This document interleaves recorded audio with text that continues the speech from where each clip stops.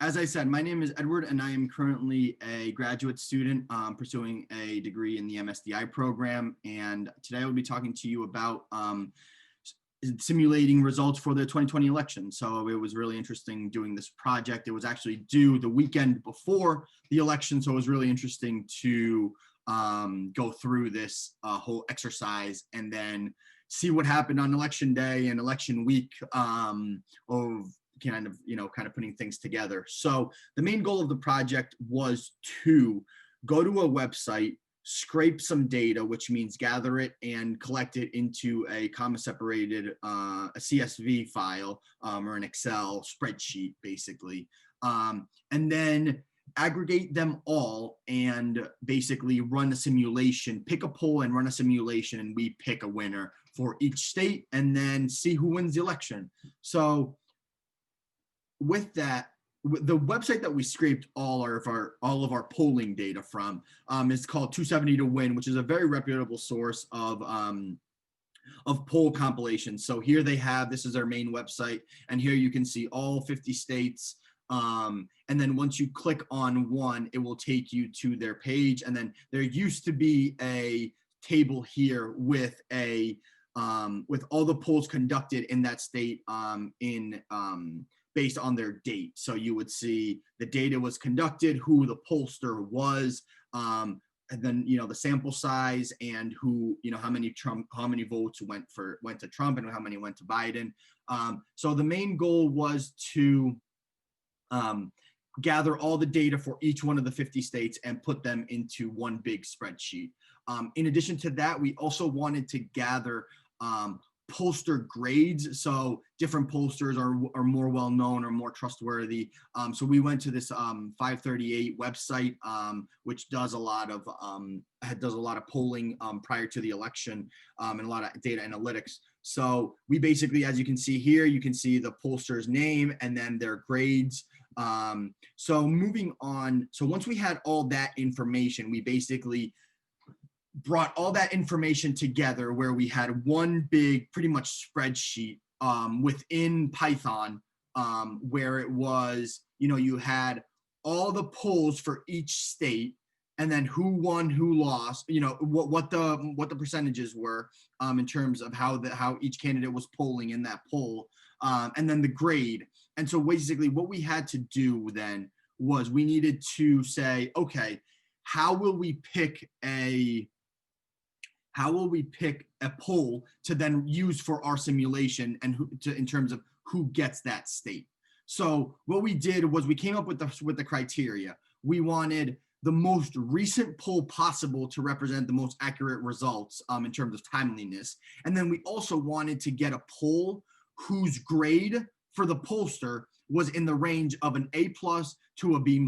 That's what we considered appropriate enough of what it considered of a trustworthy pollster source.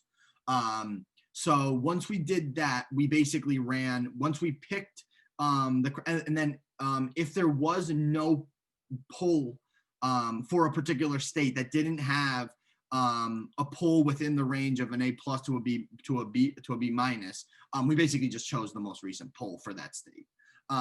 So basically what we did is we used the normal distribution where we used a couple assumptions to basically run a simulation where once we picked a poll for a state, we then ran that simulation 1,000 times. And then once the winner of those, that was the aggregate, the average of who the winner was who we awarded the victory to for that state, or who we awarded the state to. So we did make a few assumptions.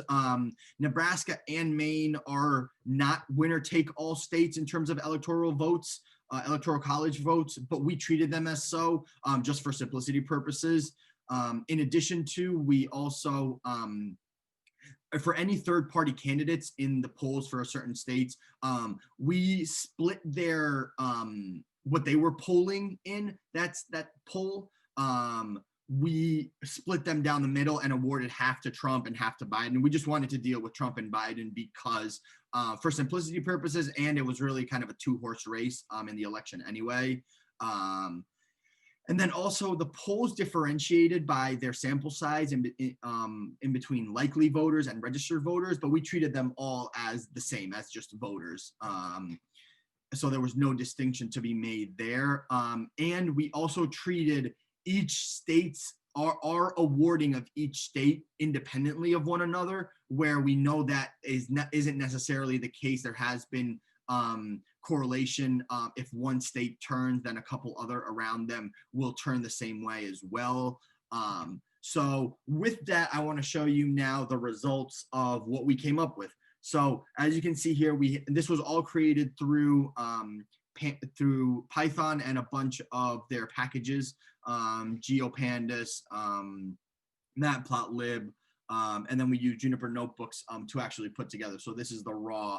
This is where you can see where we created, plot visual 1. So this is all the code.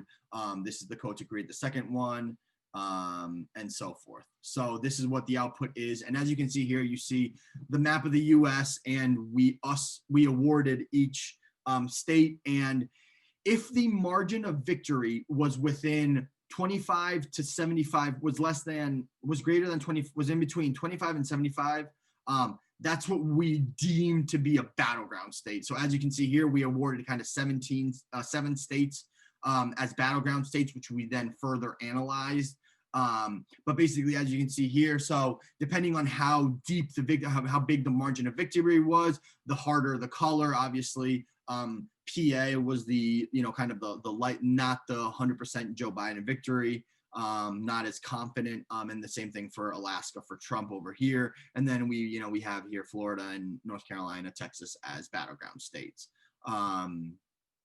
So this is just kind of just a representation of each one of our 1,000 simulations. So as you can see here, this just shows the total number of electoral college votes for Biden. So obviously he just needs 270, which is this line, to win. And all of our simulations were basically awarding, almost 300 plus most of the time, as you can see. So very different to what the actual outcome of the election was. So it was very interesting to kind of, as we were watching that on TV, be like, we thought, this was going to be an easy win for him, but it turned out to be much different. So moving on, the last part of our project was further evaluating the battleground states. So obviously these are the battleground states, same ones that are up here. And these are, we did a time series where we looked at, this is just aggregating all the polls for that state starting in about May 2020. And this is just kind of showing how each candidate trended over time. This is being the most recent polls right before the election. So we were able to get pretty good data.